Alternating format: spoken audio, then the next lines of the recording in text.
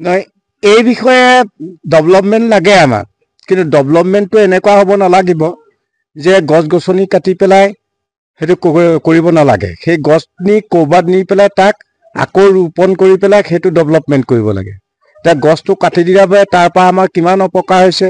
এই বছৰে গোলকীয় উষ্ণতাত ছাত্ৰ ছাত্ৰী কিমান মৰিল, অহা বছৰলৈ আৰু মৰিব 52 ডিগ্ৰী যেতিয়া হ'ব। সেইকাৰণে আমালৈ সংকট আহিছে। আৰু এইখিনি চৰকাৰৰ গাত দুখ নাই, চৰকাৰৰ গাত দুখ এইকাৰণে নাই, আমাৰ প্লেনিং অফিচাৰবিলাকৰ গাতে দুখ আছে। এইকাৰণে মই জানো ভাৰতৰ প্ৰধানমন্ত্ৰীয়ে ক'লে মই প্ৰধানমন্ত্ৰী হ'লো, ভাৰতবৰ্ষক ডেভেলপ কৰিবৰ কাৰণে কি কি প্লেনিং আছে বনোৱাচোন। প্লেনিং অফিচাৰে বনাব, সেইটোতো পলিটিকেলৰ এইটো অথৰিটি নাথাকে। প্লেনিং অফিচাৰবিলাক ক'ত থাকে? দিল্লীৰ কংক্ৰিটৰ ফৰেষ্টত থাকে, এ চি ৰুমত থাকে, এ চি গাড়ীত যায়, ফিল্ডত নাযায়। নথকাৰ ফলত 2015 চনত অল অভাৰ ইণ্ডিয়া ৰাস্তা বনোৱাৰ নামত আগতে গছজোপা কাটি ল'লে। কটাৰ পিছত সেই বছৰতে 3000তকৈ বেছি মানুহ মৰিল। তাৰপৰা হেজাৰ হেজাৰ লাখ লাখ মানুহ মৰি আছে এতিয়ালৈকে। সেই কথাবিলাক চিন্তা কৰিব হ'ল। সেইকাৰণে ডেভেলপমেণ্ট আমাক লাগে, ৰাস্তা পদূলি ডেভেলপমেণ্ট হ'ব নোৱাৰে। অযথা গছবোৰ নাকাটি চাইডত বিদেশত দেখিছোতো গছবোৰ দাঙি নি পেলাই অন্য ৰুই দিয়ে, সেইটোতো নমৰে।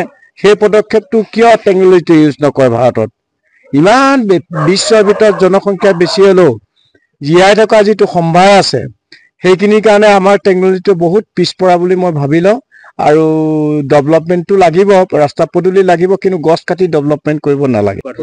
সেইটোত আমি ভাবোঁ অকল এণ্টাৰ্কটিকাতে বৰফ থাকে, সুমেৰুতে বৰফ থাকে, হিমালয়তে বৰফ থাকে, সেয়া নহয়, সাগৰৰ মাজতো বৰফ থাকে। সেই বৰফবোৰ কি হৈছে, যেতিয়া তুফান আহে, বাওমলিবোৰ আহে, বিভিন্ন পৰ্বত পাহাৰ এটেক কৰি ৰিটাৰ্ণটো বেক হৈ যায়। গৰম বৰফবিলাক ৰিটাৰ্ণটো বেক হৈ ধাৰাসাৰ বৰষুণ দিয়ে।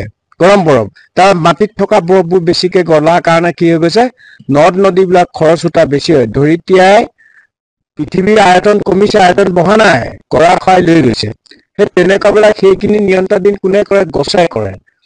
হিমালয়ৰ পৰা ধৰি গোটেই বিশ্বৰ পৰ্বত পাহাৰ গছ গছনি নাই, চব কাটি মুকলি হ'ল। সেইকাৰণে COVID-19 আহি গ'ল। বাপেক মৰিলেও চুব নোৱাৰে, মাক মৰিলেও চুব নোৱাৰে। সেইটো বিশ্ববাসীক সোঁৱাই দিছে। ধৰিত্ৰীয়াই পানী লগা জ্বৰে হৈছে। যেতিয়া সম্পূৰ্ণ জ্বৰ হ'ব পৃথিৱীৰ পৰা প্ৰাণী জগত বিদায় মাগিব লাগিব, সেইটো আগজাননী দি দিছে। সেইকাৰণে গ্ৰীণ ইণ্ডিয়া কৰা, সেউজীয়া ভাৰত আৰু গ্ৰীণ ৱৰ্ল্ড কৰা, মোৰ যি দেশৰে আমন্ত্ৰণ কৰে মই তালৈ যাব লাগে। গছ গছনি আমি এতিয়া সেইকাৰণে ভাৰতবৰ্ষক গ্ৰীণ ইণ্ডিয়া কৰিবলৈ হ'লে ভীমবাৰ আহমেদে ভূপালৰ পৰাই তেওঁৰ জন্মৰ ঠাইৰ পৰা আমি কৰিম বুলি ভাবিছোঁ। অহা 2025 1 জানুৱাৰীৰ পৰা গোটেই ভাৰতবৰ্ষত এনেদৰে যদি ব্ৰহ্মপুত্ৰৰ জলস্তৰ হ্ৰাস পাই থাকে তেতিয়া ব্ৰহ্মপুত্ৰৰ সভ্যতা সংস্কৃতি কেনেদৰে সেইটো নাইকিয়া হৈ যাব। আৰু এনেও কৈছে, আজি 5 বছৰ 6 বছৰ আগত তামিলনাডুত বৈঠক হৈছিল, তেতিয়াই বিজ্ঞানীসকলে ঘোষণা কৰিছে যে 100 বছৰৰ ভিতৰত পানী নাইকিয়া হ'ব। আজি 6-7 মাহৰ ভিতৰত আকৌ ফ্ৰান্সৰ এজন বিজ্ঞানী আহি ক'লে 28 বছৰত নাইকিয়া হ'ব। গতিকে আমি পানী বুলি মৰিব লাগিব উত্তৰ পূৰ্বাঞ্চল। সেইটো কণ্ডিশ্যন আহি গৈছে। যদি ব্ৰহ্মপুত্ৰ জলস্তৰ হ্ৰাস পোৱাৰ ফলত জীৱকুললৈ কেনেধৰণৰ প্ৰভাৱ পাৰিব পাৰে? জীৱকুল বা প্ৰাণী জগত নাথাকিবই, তাহলে আমাৰ দুৰ্যোগ আহিব, আমি পানী খাব নাপালে মৰিব লাগিব। সেইকাৰণে তেনেকুৱাবিলাক কণ্ডিশ্যন আহি গৈছে। এতিয়া আহকচোন আমি সেই দিনৰ ৰজাবিলাকৰ কথা চিন্তা কৰিব লাগিব।